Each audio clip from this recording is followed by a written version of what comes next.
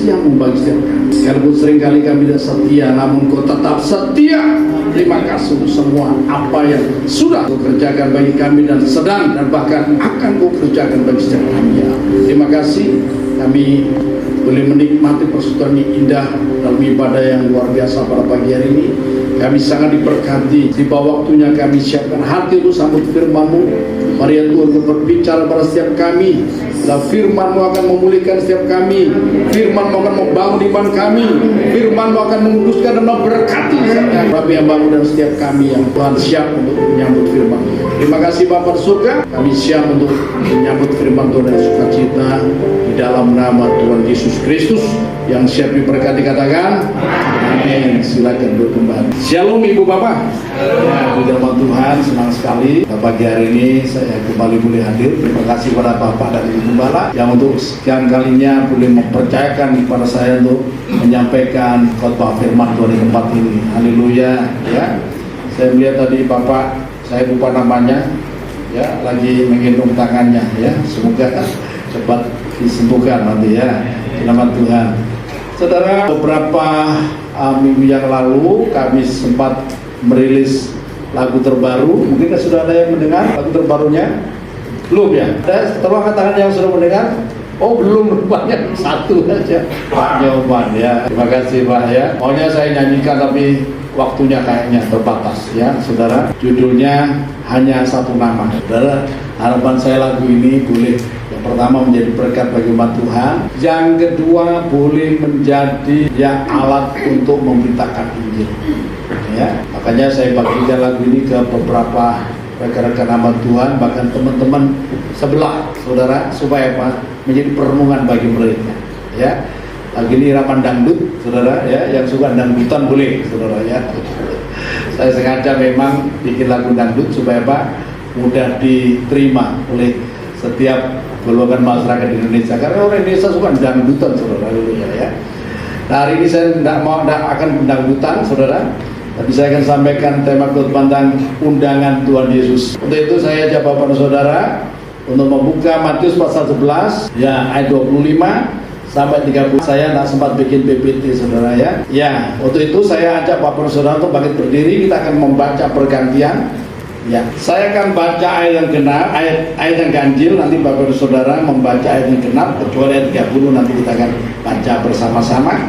Matius pasal 11 ayat 25 ya sampai 30. Saya akan baca ayat 25. Ajakan juru selamat. Pada waktu itu berkatalah Yesus, Aku bersyukur kepadamu Bapa, Tuhan langit dan bumi, karena semuanya itu Engkau sembunyikan bagi orang bijak dan orang pandai, tapi Engkau menyatakan kepada orang kecil. 26 27. Semua telah diserahkan kepada oleh Bapakku, dan tidak seorang pun mengenal anak selain Bapa, dan tidak seorang pun mengenal Bapa selain anak, dan orang yang kepadanya anak itu berkenan menyatakannya. Ayat 28. Pikulah Aku yang kupasang dan belajarlah kepadaku, karena Aku lemah lembut dan rendah hati, dan jiwamu akan mendapat ketenangan. 30 kita baca bersama-sama. 23. Sebab Aku yang kupasang itu enak dan bebanku ringan. Amin.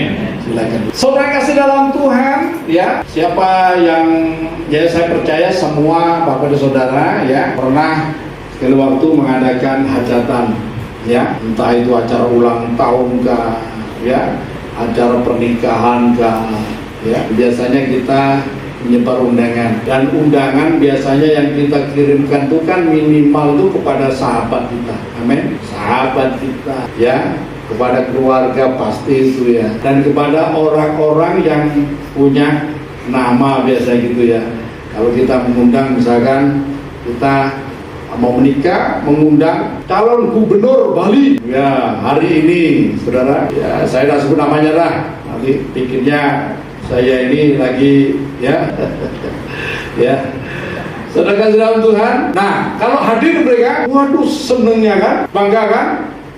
Ya, saudara punya teman misalkan kenal Kapolda Bali, ya, saudara undang waktu pernikahan anak saudara, beliau hadir, oh senangnya luar biasa saudara, kebanggaan pernikahan anak kami dihadiri oleh Kapolda Bali.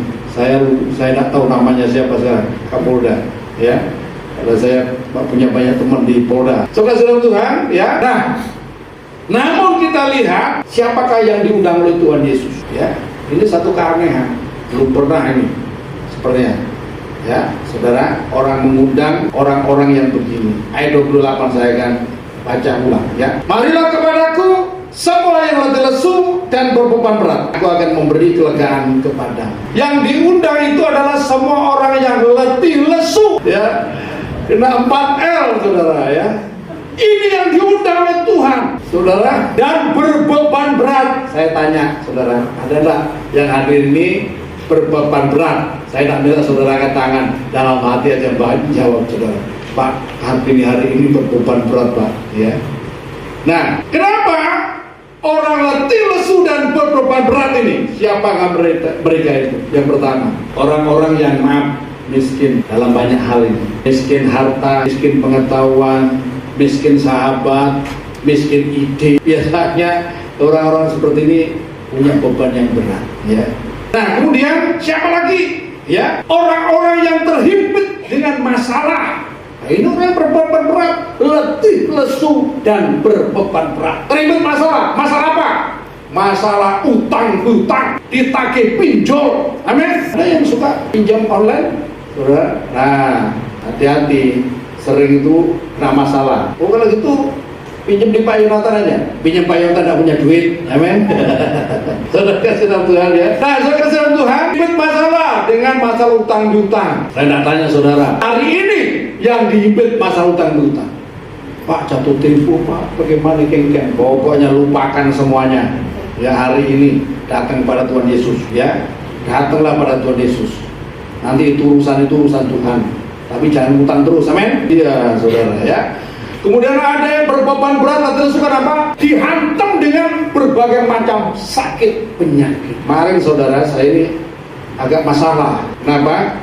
Saya itu senang, saya lihat pot-pot di gereja itu tanaman kurang terawat. Terus ada jemaat, betulan itu pot tanaman yang di depan itu ditabrak mobil berantakan. Nggak tahu mobil yang mana itu. Saya telepon ada jemaat yang punya gudang itu jual-jual pot-pot begitu, plastik-plastik. Saya telepon, saya butuh 1 pot, datang sini Pak. Saya datang, taunya Pak dibawain 1 mobil. Ini luar biasa, bukannya pot mulai pot besar, pot kecil, ya sapu lah, apa semua dibawain. Ya kalau gitu bawain semuanya, masukkan semua. Wah, akhirnya semangat saya gantiin pot-pot itu. Begitu saya gantiin, bahkan dikasih juga itu apa itu namanya kompos kasih. Saya ganti, begitu duduk, berdiri. Saya baru pertama kali mengalami itu di belakang itu sakit. Kenapa nih? Kayak ada longsor. Waduh, berdiri susah, saudara. Wah, ini tidak bisa dipungkiri nih, gara-gara masalah saudara ya. Akhirnya tadi sore itu tak panggil jemaat kita yang tukang pijet ya. Jemaat pijet itu macam-macam tukang Pak. Ya. Ada tukang pijet lah, wah apa saja lengkap saudara ya. Panggil tukang pijet. Dipijet sama Mak Untung namanya. Malam agak menggigil sedikit, minum obat, enakan di puji Tuhan ya. Sekarang sudah bisa lebih enakan saudara ya. Saya bisa berdiri, kemarin berdiri agak bermasalah sedikit ya saudara. Ya, saudara, itu kan orang letih lesu berbeban berat, belum lagi kalau penyakit kanker, waduh, sebagainya, penyakit macam-macam saudara ya. Kemudian saudara, ada orang yang berbeban berat ya, karena terhimpit masa kenapa? Karena dia melakukan kejahatan, akhirnya urusan dengan Pak Polisi. Amin. Ada di sini urusan dengan kepolisian, saudara. Wah, itu orang tidak bisa tidur biasanya, ya. Amin. Saya masih ingat itu ya. Padahal saya nak ikut urusan Pak KC karena dikaitkan dengan itu. Oh, diteror terus, saudara. Ketika Pak KC dibawa ke Jakarta, saya diteror terus dari pagi sampai malam 3 hari. Dia enak tidur, saudara. Ya. Akhirnya saya kontak itu jemaat yang berkaca. Pak gini, kenapa Bapak nak ngomong sama saya? Ya sekarang baru saya ngomong. Baru ditangani dia, baru selesai, saudara ya. Ya itu ada urusannya, saudara. So kasih dalam Tuhan. Nah, kemudian berikut, siapakah orang-orang yang mengalami masalah ini? Ya, berbeban berat. Ya, letih lesu. Itu orang-orang yang ditolak di masyarakat, orang-orang yang ditolak di keluarga. Bahkan maaf, kadang-kadang orang yang merasa tertolak di gereja. Ada di sini. Ya, saya harapkan cuma di sini tidak ada yang menolak. Amin. Ya, kalau ada orang mau datang kepada Tuhan, ya, di tempat kami itu ada beberapa orang yang datang itu, maaf, tatunya banyak. Awalnya cuma kaget, ini siapa nih? Tatunya banyak, sudah. Ya, akhirnya beberapa orang akhirnya bisa kita terima dengan baik setelah itu ya. Akhirnya saya undanglah pendeta Agus Tatu gitu. Tak undang, tatunya bukan hanya di badan ya, bukan apa. Saya mau bicara tentang kasih karunia Allah. Ini orang yang dulunya model begini, akhirnya bisa diselamatkan Tuhan, bahkan dipakai Tuhan. Ya, karena itu saudara yang punya masa lalu yang bagaimana, jangan berkecil hati, ya. Ya, kalau bisa dihilangkan silakan. Kalau tidak bisa dihilangkan, tidak usah, biarkan aja itu sebagai tanda bahwa dulu saya begini, sekarang oleh karena kasih karunia Tuhan saya diselamatkan. Nah, itu kan. Tapi jangan kemudian saudara bangga dengan tato-tato, sudah bertobat pakai tato lagi. Wah, akan tumpang tangan, tumpang kaki, amin. Haleluya. So kasih Tuhan. Kemudian orang-orang yang melakukan dosa. Orang-orang yang melakukan dosa itu pasti bebannya berat. Dosa apa saja? Dosa seksual kan, ya. Ya, melakukan yang melakukan hubungan seks di luar pernikahan dan sebagainya. Itu orang berdosa. Dan bebannya pasti berat. Sekalipun saudara ketemu di gereja, salaman shalom, senyum-senyum, ketawa-ketawa, tapi dalam hatinya tetap itu bebannya berat. Atau dosa apa saja, dosa penipuan, dosa apa saja itu, termasuk ya melawan orang tua. Lo melawan orang tua itu berdosa loh, harus bertobat juga. Dan firman kata tidak menghormati ayahnya dan ibunya, orang itu hidup di bawah kutuk, saudara. Masuk tidak hormat pada mertuanya, karena laki-laki dan perempuan yang sudah disatukan dalam pernikahan kudus itu, mereka bukan lagi dua, mereka satu daging. Karena itu orang tua dan mertua itu sama-sama. Kalau seorang anak tidak hormat pada mertuanya, hidup di bawah kutuk. Ya, orang hidup bawah kutuk itu kerja pada susah. Ya, tidak bisa berkembang hidup. Ya, naik-naik punya bangkrut. Ya, naik-naik bangkrut itu hidup di bawah kutuk. Itu selesaikan. Ya, saya pernah punya cerita itu, tetangga saya di kampung. Itu bapaknya dulu seorang militer, ya, punya anak 3. Anaknya yang nomor 2 ini berani sekali sama orang tuanya. Orang-orang berkelahi sama orang tuanya mengatakan begini, ya, mugo-mugo kamu nanti tidak laku nikah gitu. Sampai bapak ibunya meninggal. Ini orang di luar kita loh. Bapak ibunya meninggal beneran loh. Anak pertama menikah, kemudian dia punya pacar, saudara, kunjungan ke rumahnya dia, batal nikah sama dia, tidak jadi sama dia, justru nikah sama adiknya loh. Ini yang nomor 2 tidak nikah. Saudara, kakaknya sudah punya keluarga, adiknya punya keluarga, dia ini masih bengong, sana sini. Sepertinya ada yang kasih tahu, mungkin kamu pernah punya masalah dengan orang tuamu, baru dia ingat. Bapaknya, ibunya pernah ngomong, ya, mugo-mugo kamu tidak laku nikah, sampai gitu. Hati-hati orang tua ngomong ya. Akhirnya apa yang terjadi? Akhirnya ada tetangga yang kasih tahu, kamu pergi ke kuburan orang tuamu. Oh, boleh enggak nih? Dalam persoalan ini boleh. Sebab yang dengar bukan orang tuanya, tapi Tuhan. Datanglah kuburan orang tuanya minta maaf akhirnya. Nangis-nangis dia minta maaf, sambil nyekar, kasih kembang. Minta maaf Bapak Ibu, dulu saya berani, sekaranglah ya pulihkanlah hidup saya. Gitu ya. Ya, akhirnya apa? Didengar sama Tuhan. Setelah itu berapa bulan kemudian dapat pacar, menikah, saudara. Ya, kutuknya diangkat dari hidupnya, saudara. Makanya ngerti tidak bahasa saya? Ya, tidak ngerti tanya sebelah. Ya. Kalau sebelah tidak ngerti tanya lagi sebelah. Tapi yang ribut, saudara ya. Haleluya. Saudara dalam Tuhan. Nah, inilah orang-orang yang diundang oleh Tuhan Yesus, yaitu mereka yang letih, lesu dan berbeban berat. Masuk apa saja mungkin yang tidak saya sebut. Ya. Nah, ini yang diundang. Kan aneh ini ya. Orang mengundang orang-orang model begini. Karena siapakah Yesus ini, saudara? Nah, hal ini membuktikan bahwa yang pertama, Yesus itu adalah kasih. Ya. Yesus itu adalah kasih. Kalau kasih berarti siapa? Berarti dia itu Tuhan. Sebab Allah kita itu adalah kasih. Amin. Iya.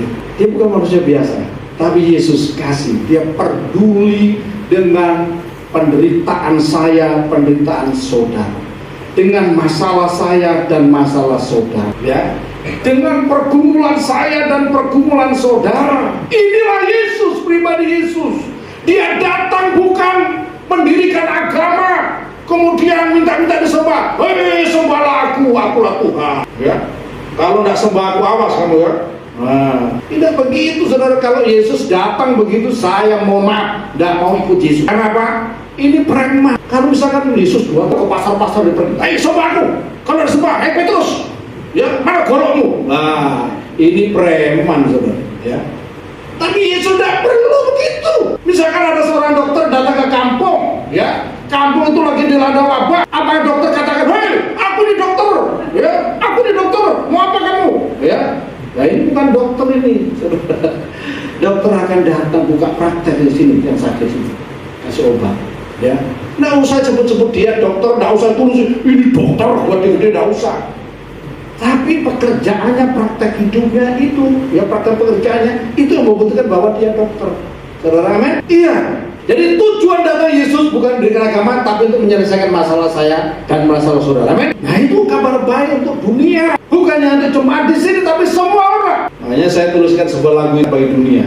Keselamatan hanya ada di dalam nama Tuhan Yesus. Ya, saudara ya. Saudara dalam Tuhan. Dalam Yohanes pasal 10 ayat yang ke-10 bagian B ya. Ya, saya akan baca lengkap untuk ayat itu. Yohanes pasal 10 ayat 10 ya. Demikian firman Tuhan. Pencuri datang hanya untuk mencuri ya. Bukan untuk berjualan, amin. Untuk mencuri dan membunuh dan membina. Kemudian kita baca bersama-sama bagian kalimat berikutnya 2-3. Aku datang supaya mereka mempunyai hidup dan mempunyainya dalam segala kelimpahan. Ini visi misi Yesus datang ke dalam dunia. Ini visi dan misi Yesus datang kepada kehidupan setiap orang. Mentang-mentang, sembahku, bukan begitu sekali lagi saya katakan, tidak begitu. Tapi aku datang supaya mereka. Siapakah mereka? Siapakah mereka? Katakan saya. Ya. Katakan juga tetanggaku. Amin. Katakan juga tetanggaku, Pak. Ya. Katakan juga, ya. Itu orang yang goceng itu, Pak. Ya. Ya. Itu orang yang kemarin bikin masalah dengan saya. Yesus datang semua orang. Tidak peduli suku bangsa apa, masalahnya apa. Yesus datang. Aku datang supaya mereka mempunyai hidup dan mempunyai dalam segala kelimpahan. Ada sukacita. Itu tujuan Yesus datang dalam dunia. Ya. Saudara dalam Tuhan, karena itulah ya, maka Yesus mengundang semua orang yang lesu dan berbeban. Haleluya. Ya. Kemudian yang kedua, saudara, undangan Yesus kepada orang yang letih, lesu dan berbeban berat membuktikan bahwa Yesus itu adalah solusi untuk setiap masalah dan persoalan kita. Yesus itu adalah solusi, ya, dari setiap masalah dan persoalan hidup saya, hidup saudara, baik yang ada di sini maupun yang di mana. Yesus jawab setiap persoalan hidup. Kenapa Yesus adalah jawaban setiap persoalan kita? Karena yang pertama, Yesus adalah jalan dan kebenaran dan hidup. Jalan untuk setiap masalah saya dan masalah saudara. Yohanes pasal 14 ayat yang ke-6 itu, ya. Yohanes pasal 14 ayat 6, akulah jalan kebenaran dan hidup. Ya. Nah, ada satu pun di dunia ini manusia yang pernah ngomong begini, satu-satunya pribadi yang berani bicara demikian adalah Yesus. Akulah jalan kebenaran dan hidup. Ya. Saudara kasihan Tuhan. Hari ini saudara menghadapi jalan buntu, jangan takut saudara, di dalam Tuhan Yesus selalu ada jalan. Katakan para kiri kanan saudara, jangan takut. Ya, selalu ada jalan untuk setiap masalah saudara, ya, untuk segala kebutuhan saudara. Saudara tidak usah stres, tidak usah saudara mikir baikon ini berapa harganya. Saudara tidak mikir begitu, saudara. Datang kepada Yesus dan selalu ada jalan untuk setiap masalah saudara. Kemudian berikutnya, Yesus adalah pintu. Amin. Yohanes pasal 9 itu, akulah pintu. Ya, Yohanes pasal 9 ayat 10. Saya akan bacakan, saudara, ya. Demikian. Yohanes 10 ayat 9. Yohanes 10 ayat 9 ya. Akulah pintu, barang siapa masuk melalui aku, ia akan selamat dan ia akan masuk dan keluar dan menemukan padang rumput. Masuk dan keluar, menemukan padang rumput. Hidup saudara dalam situasi apapun juga keluar masuk setiap persoalan, saudara akan menemukan padang rumput kebahagiaan, ya. Kebutuhan saudara terpenuhi lahir dan batin. Amin. Di dalam Yesus, yang penting saudara dalam Yesus. Saudara datang pada Yesus, dia adalah pintu untuk hidup saya dan hidup saudara. Kemudian yang berikutnya adalah Yesus adalah terang dunia. Amin. Tidak ada kegelapan orang yang ada di dalam Tuhan Yesus Kristus, sebab dia adalah terang dunia. Yohanes pasal 8 ayat yang ke-12 saya akan bacakan demikian. Yohanes pasal 8 ayat 12. Maka Yesus berkata kepada orang banyak, katanya, akulah terang dunia. Barang siapa mengikut aku, ia tidak akan berjalan dalam kegelapan, melainkan ia akan mempunyai terang hidup itu. Yesus bukan hanya sendiri terang dunia, tetapi sekarang siapa yang ada di dalam Kristus, ia adalah terang dunia. Siapa yang percaya saudara adalah terang dunia? Ya. Makanya saya tuliskan menjadi sebuah lagu.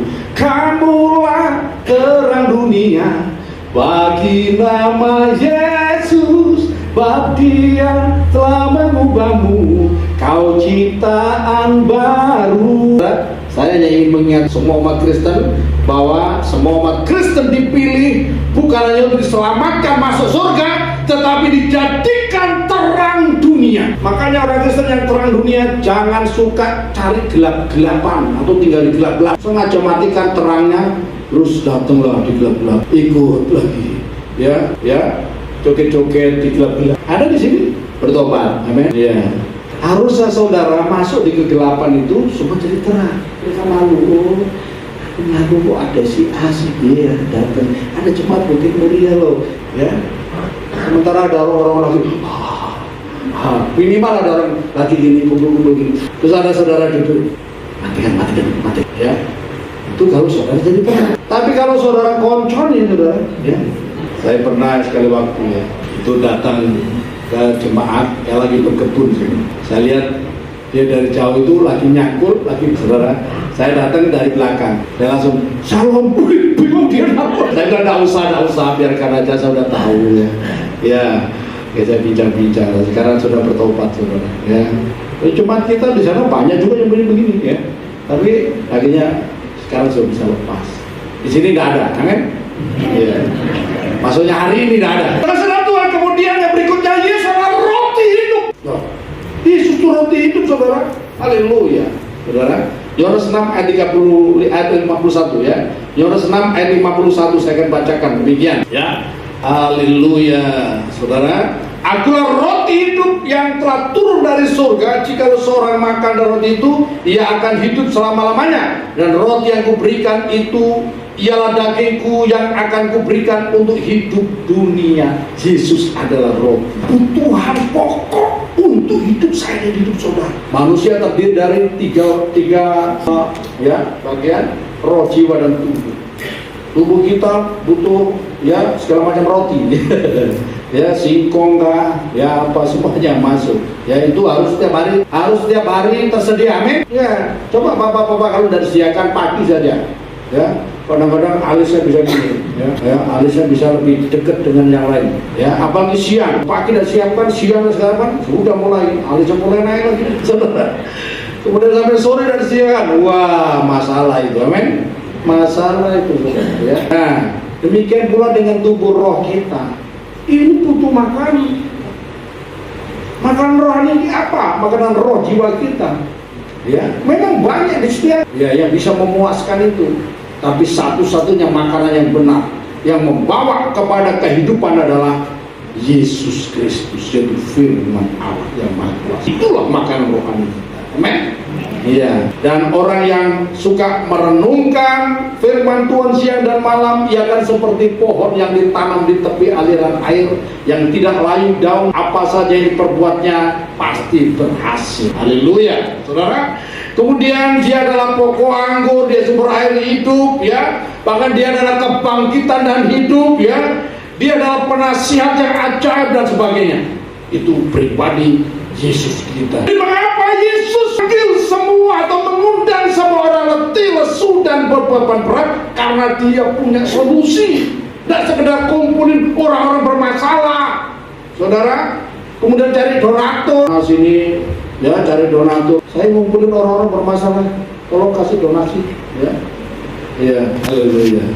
Dia kadang-kadang jadi bisnis. Amin. Maaf, ya. Bapak, saya pernah dulu waktu anak kami masih kecil, saya diundang untuk hadir di sebuah lembaga. Di situ mau kasih beasiswa untuk anak-anak, ya. Nah, saya cek itu waktu saya datang, coba saya minta tahu. Ya, satu anak dapat 26 dolar. Setiap anak di situ 1 bulan ya. Setiap anak hanya dapat bagian 26.000 1 bulan waktu itu. Loh, 26 dolar kok dapat 26.000? Kan ini. Saya tanya sama pimpinan, ya, memang begitu Pak, kami punya kebutuhan gini, bla bla bla bla bla. Ayo stop, saya nggak mau. Ya, saya tarik semuanya. Nah, saya berharap pada Tuhan, ya. Kami jadi main Tuhan. Akhirnya anak-anak dapat sekolah dengan baik, kuliah, ya, dengan baik, ya. Sekarang sudah pada sarjana, saudara. Karena apa? Berharap pada Tuhan juga. Ya, Yesus tidak cari untung untuk semuanya itu, amin. Yesus panggil itu benar-benar dengan hati yang tulus, karena tanggung jawab sebagai Sang Pencipta. Ya, dia untuk semua orang yang bermasalah itu datanglah kepada orang ke gereja ini, siapa saja boleh datang. Amin. Bukan orang yang punya anting-anting yang anting-anting sini, ya, rambutnya jabu-jabu sini. Nah, sekali waktu nanti datang, mudah-mudahan baik. Nanti sekali waktu datang ke sini, apa reaksi jemaat? Mungkin siapa nih? Ya. Kalau ada orang yang datang demikian, sambut aja, sambut dengan suka kita.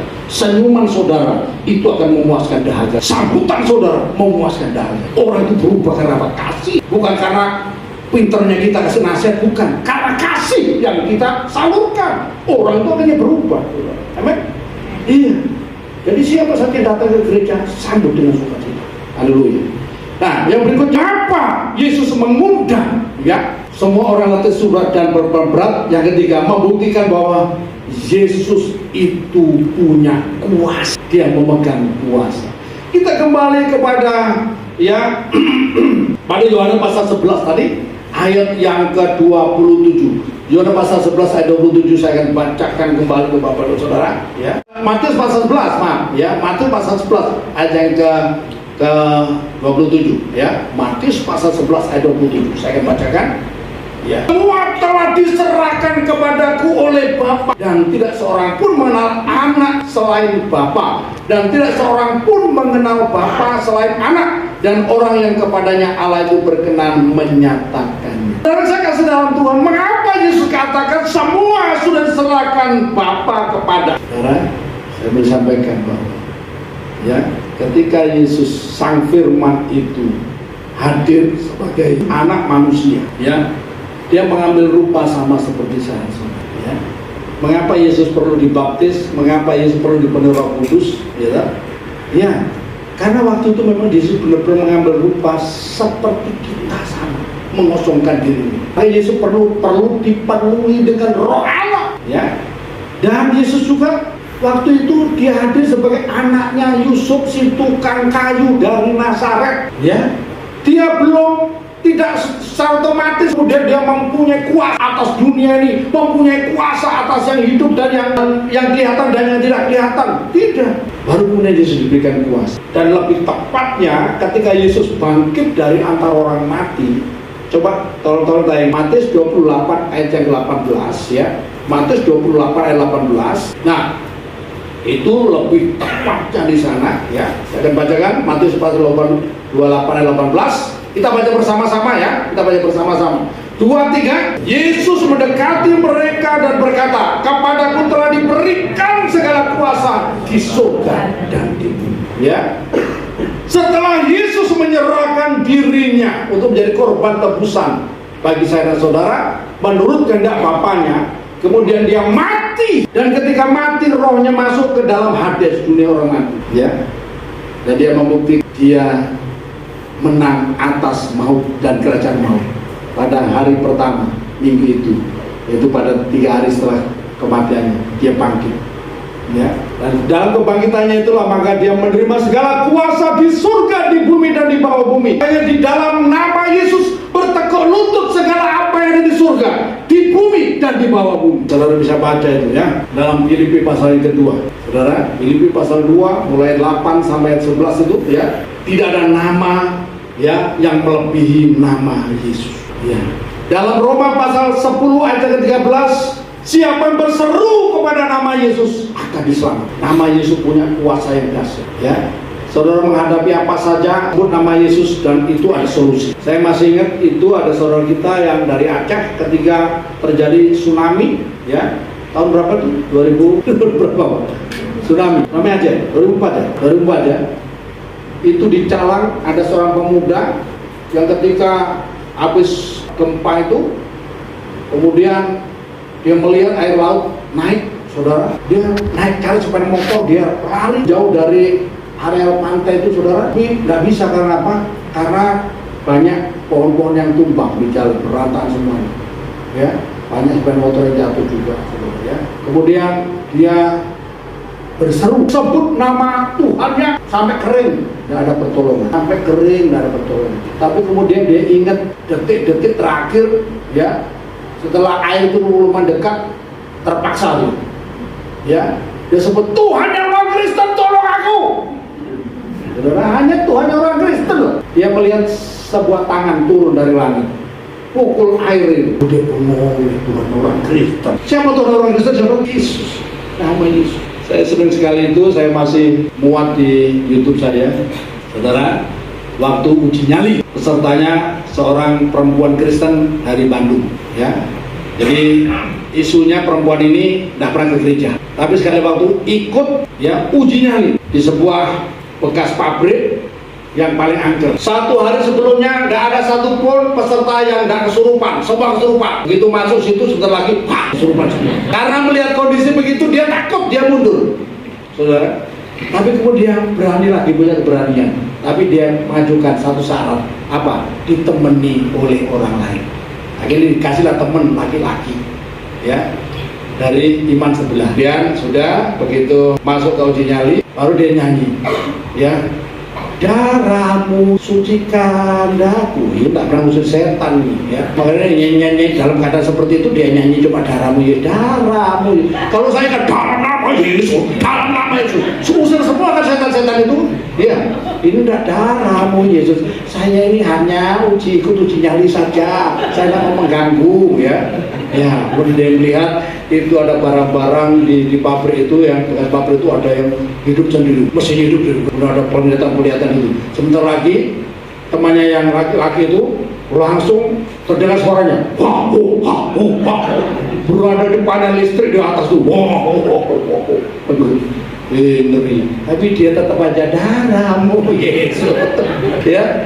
Tapi Pantul dikatakan ini dalam nama Yesus itu ada kuasa. Setan orang goyang, amin. Demet orang dulit. Leloro bakal sirmu. Amarku pracoyo. Rezekine teko dudoni. Ngerti ibu ya? Ya. Yang nggak ngerti tanya sebelah. Ya. Coba jangan ribut saudara ya. Haleluya. Saudara kasih Tuhan, di dalam nama Yesus ada kuasa yang dasar. Saudara punya masalah apa, saudara? Nama Yesus punya luar biasa, punya kuasa yang luar biasa. Roma pasal 10:13, siapa berseru kepada nama Yesus? Berseru soal apa? Pak, tagih utang. Berseru pada nama Yesus. Amin. Pak, punya kebutuhan begini. Berseru pada nama Yesus. Ya.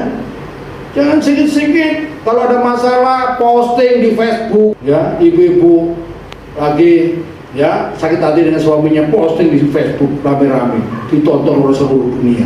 Ini harus bertobat ini, amin. Ada di sini, mudah-mudahan ada. Pak, tidak ada tempat curhat. Pak Gembala tuh gembala kan, ya. Ini Bapak dan Ibu rohani. Jadi kalau ada masalah datanglah kepada Bapak dan Ibu Gembala, ya. Jangan curhat di mana-mana, amin. Amin. Saudara Tuhan, ya. Karena Yesus punya kuasa. Karena itulah Dia mengundang semua orang itu lesu. Jangan takut. Pak, bisa enggak Yesus? Bisa enggak. Orang mati saja hidup, amin. Lazarus 4 hari dikubur. Yesus berkata, Lazarus keluar. Yesus tidak tanya, ada enggak kemenyan di sini? Ya. Kemudian baca-baca mantap. Enggak begitu. Yesus saja katakan, buka itu, tutup kuburnya, batu yang menutup kuburnya itu, ya. Dan Yesus berkata, yang 4 hari, orang 4 hari, saudara, sudah dikubur tuh, apa yang terjadi, saudara? Saudara, saya bayangkan, udah rontok semua itu, ya. Tapi udah dengar suara Yesus, Lazarus keluar. Hatinya yang rusak, ginjalnya yang rusak, lambungnya yang rusak, matanya rusak, otaknya sudah hancur, semua organ tubuhnya sudah hancur, itu dengar suara Yesus langsung normal.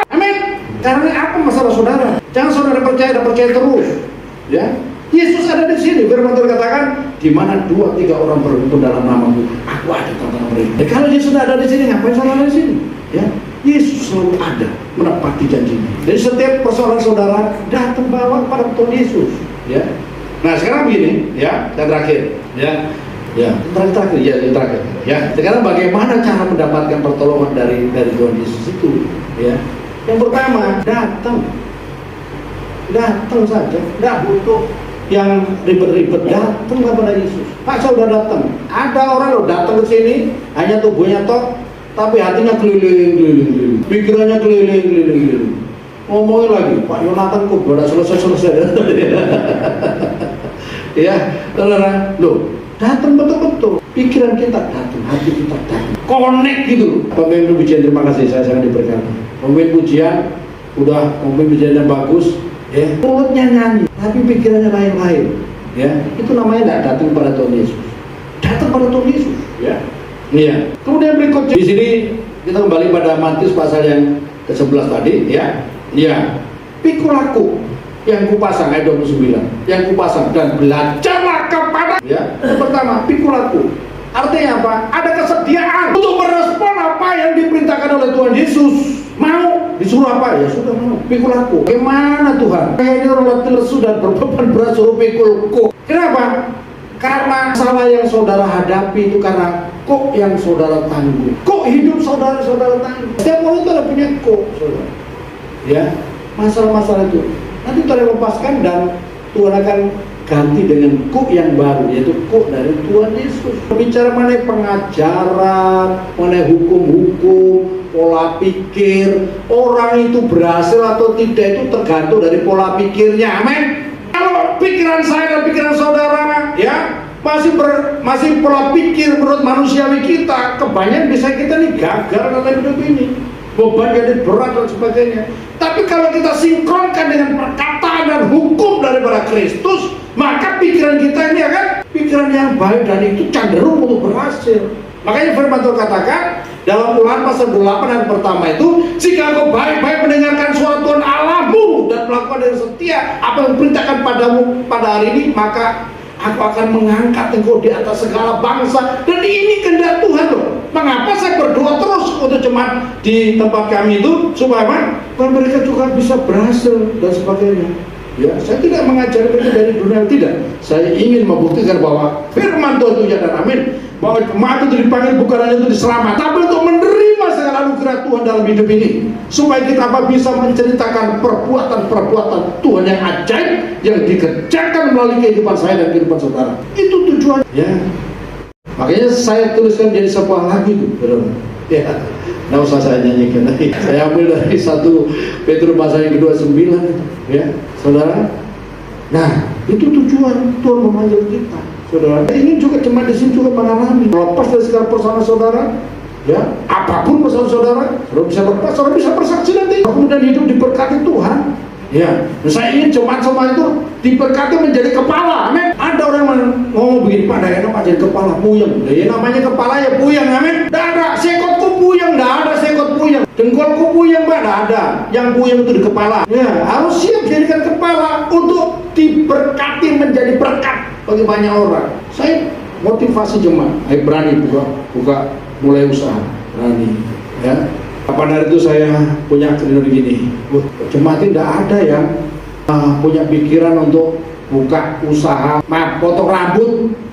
Potong rambut kan modal sekali, kemudian jual jasa saja. Satu kali potong 25.000, ya, 25.000. Ya, kalau satu hari 1.000 orang kan berapa nih? Ya, akhirnya Pak, lama kemudian datanglah ada jemaat kita dari Nias. Pak, tolong doakan Pak. Apa? Doakan apa? Saya mau buka barbershop. Wah, kecil. Loh, ini doa saya. Dalam 2 bulan ini, kamu yang menanggapi doa saya. Di mana buka barbershop? Oh, di sana Pak. Saya doa barbershop. Dan saya katakan, kamu jangan puas hanya satu aja. Terus berkembang. Maka nanti sampai seluruh Indonesia kamu punya cabang-cabang. Ya, siapa? Gitu. Akhirnya Pak, baru berapa bulan? Baru 2 bulan. Saya tanya, bagaimana perkembangan? Luar biasa Pak. Ya. Kadang-kadang satu hari bisa 30 orang. 30 orang loh, potongan kali 25 loh. Oke kan? Nah, ya. Kadang-kadang pernah sampai 50 orang. 50 orang. Oh, ya apa cara motonya? Iya, iya, ya. Saudara. Nah, akhirnya 2 bulan kemudian buka lagi cabang. Senang saya diundang, Pak, tolong doakan. Doakan berkati. 2 bulan lagi buka lagi cabang. Saudara, saya doakan, saya doakan sana cabang baru. Saya bilang, jangan puas, terus berkembang, ya. Berkati untuk menjadi berkat. Kamu punya anak buah 2 orang, hidupin 2 orang ini, ya. Ya, 2 orang ini, 1 orang punya keluarga, 1 orang 3 saja, atau 4 orang anggota keluarganya. Kamu bisa hidupin itu. Entah itu orang Kristen, bukan orang Kristen, tidak ada masalah, yang penting hidup jadi berkat. Siapa senang, ya. Yang lain-lain juga begitu, mulai begitu. Saya katakan, kenapa begitu? Karena Yesus kita itu Maha Kuasa. Kita dipanggil oleh Tuhan untuk dipulihkan begitu, diberkati menjadi berkat hidup ini. Amin. Ya. Kemudian yang terakhir lagi, ya. Belajarlah kepada, kita datang kepada Tuhan Yesus, kita memikul kok. Nanti kemudian berikutnya belajarlah kepada, ya. Jadi kita meneladani Yesus Kristus, kehidupan Yesus Kristus. Pak, Yesus itu fiktif atau hidup? Si Yesus sudah datang, ada sejarahnya, ya. Bukan hanya Injil murid-murid yang menulis sejarah tentang Yesus, ya. Josephus Flavius itu, ya, ahli sejarah Yahudi, itu juga mencatat, dan tokoh-tokoh orang Romawi juga, ya, itu juga mencatat apa yang terjadi dalam kehidupan Yesus, ya. Artinya apa? Yesus itu fakta, ya, dan bisa kita teladani hidupnya, saudara. Jangan saudara begitu. Kalau teladan berarti harus berjenggot semuanya. Loh, bukan begitu, ya. Ya, dimaksud, ya. Yang pertama, yaitu taat. Taat dengan firman Tuhan. Kalau mau berhasil, amin. Kalau mau bahagia, kalau mau hidup sejahtera, sukacita, tidak banyak masalah, taat dengan firman Tuhan. Apa firman Tuhan? Yang pertama, taat ibadah, ya. Makanya saya tuliskan menjadi sebuah lagu itu. Marilah kita datang ibadah kepada Tuhan Allah semesta, sebab ibadah itu berguna dalam banyak hal untuk hidup kita. Ya, irama Arab saya tuliskan tuh lagu itu supaya apa? Ya, teman-teman saya yang dari Muslim juga senang dengarnya. Marilah kita datang, ya, mereka Jumatan, ya, sudah silakan Jumatan, ya, ya. Datang ibadah. Kalau makan mengerti nanti itu, oh, tadi itu hari Minggu aja, gitu, saudara. Ya, ibadah itu pada penting, ya. Ibadah itu mengandung janji untuk hidup ini maupun hidup yang akan datang. Kalau saudara tahu waktu yang saudara berikan, waktu untuk ibadah itu, saudara mungkin dengar kok bakal lama-lama goyang-goyang sana sini, apa itu, saudara? Kenapa? Setiap detik waktu itu persembahkan itu bernilai sampai hidup yang kekal. Kalau saudara ngerti itu, saudara senang melakukannya. Saudara ibadah mungkin naik motor, ya, bermasalah sebagainya, siapa nuntut, tidak apa-apa. Semuanya diperhitungkan oleh Tuhan, ya. Ya. Kemudian dalam ibadah saudara memberikan sesuatu, melakukan sesuatu untuk Tuhan. Semua itu bernilai kekal kalau saudara tahu, saudara senang melakukannya itu. Tapi jangan sampai nanti saudara, ya, pulang ke surga karena disuruh ibadah malas, kasih persembahan malas, ya, termasuk perpuluhan itu kan, ya, persepuluhan itu kan, ya, saudara, itu kan ketaatan kita untuk kita mendapat berkat, ya. Nah, saudara, kemudian malas karena pengajar-pengajar di YouTube macam-macam. Hati-hati, saudara, ya. Ya. Kemudian saudara pulang, sekali waktu pulang ke surga, ya, saudara. Iya, semua orang yang pulang ke surga disambut malaikat kan. Wah, ada mahkota-mahkota yang disediakan di sana. Ya, mahkota kehidupan, mahkota, ya, kemuliaan, mahkota-mahkota ini dan sebagainya, ya. Oh, senang, ya. Tapi orang tidak mau melakukan apapun, masuk surga syukur. Ya, masuk surga itu sudah bersyukur dan disambut oleh malaikat nanti dengan lagu pujian khas, saudara. Kudul, pacul, cul, gembel. Kenapa? Tidak ada mahkotanya, saudara. Ya. Nah, saudara yang ke gereja jadi orang Kristen, dari rumah Tuhan, dia cuma, ya, ikut-ikutan saja. Ya. Saya takutnya nanti di surga saudara disambut dengan malaikat itu, dengan lagu itu. Kudul, pacul, cul. Lakukan apa? Nah, itu kita giat. Ibadah ke apa yang kita bisa lakukan untuk pekerjaan Tuhan, lakukan. Karena apa? Tidak ada yang hilang semuanya itu. Kemudian Yesus setia. Kalau bisa baca nanti dalam, oh ya, ya, kitab Wahyu itu, ya. Ya, Yesus setiap pribadi yang setia, ya. Biarpun orang lain setia, pusing amat. Baru saya telepon sahabat saya di Jakarta, seorang hamba Tuhan yang cukup besar. Ayo angkat lagi untuk pelayanan ke pelosok-pelosok Indonesia. Aduh Pak, malas saya cara Pak. Kenapa? Saya melihat teman-teman pendeta modelnya begini. Gitu. Jangan kecewa melihat orang lain. Model pendeta besar kapan? Pusing amat. Mereka juga manusia, punya kepentingan dan sebagainya. Ya, jangan biarkan diri kita tersandung dengan mereka. Pandang Yesus. Makanya saya kirim lagu saya. Adalah Yesus yang mati di salib demi menebus segala dosamu. Ya, iya Pak ya. Ayo bangkit lagi. Kapan nanti ke Denpasar pelayanan lagi? Ya Denpasar. Jangan kecewa. Lihat si A kecewa, lihat si B kecewa, lihat kucing kecewa, ya saudara, rugi. Kalau orang rugi terus membiarkan dirinya rugi terus, tak kasih nama rugiman. Ya. Kemudian Yesus itu rendah hati dan dapat dipercaya. Orang rendah hati mau belajar, mau mendengar, mau menerima. Ya. Orang yang rendah hati akan ditinggikan, tapi siapa yang meninggikan diri akan ditinggikan. Ya. Hari ini saudara, saya ingin saudara mengalami semua apa yang diinginkan oleh Tuhan. Itu apa?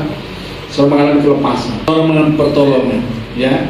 Saudara mengalami pemulihan, apapun keadaan saudara, dan kemudian saudara diberkati Tuhan, supaya hidup saudara menjadi berkat.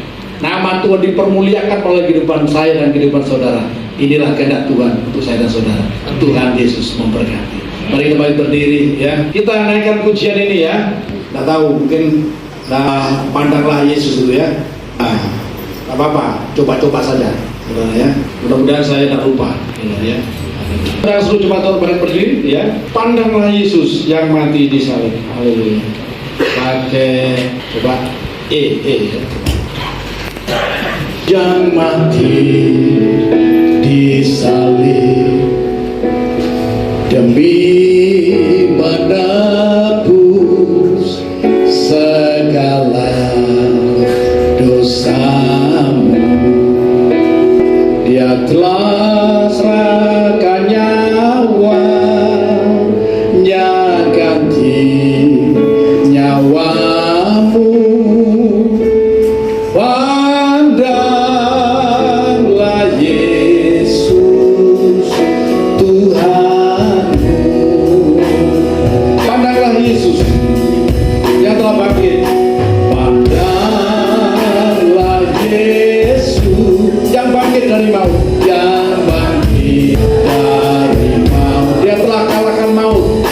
Dia telah kalahkan maut dan kuasanya. Maut dan kuasanya. Dia bangkit hidup.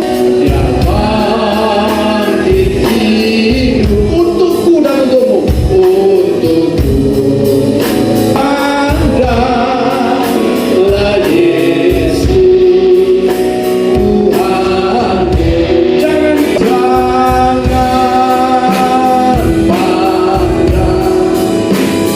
dosa orang lain. Jangan pandang dunia. Jangan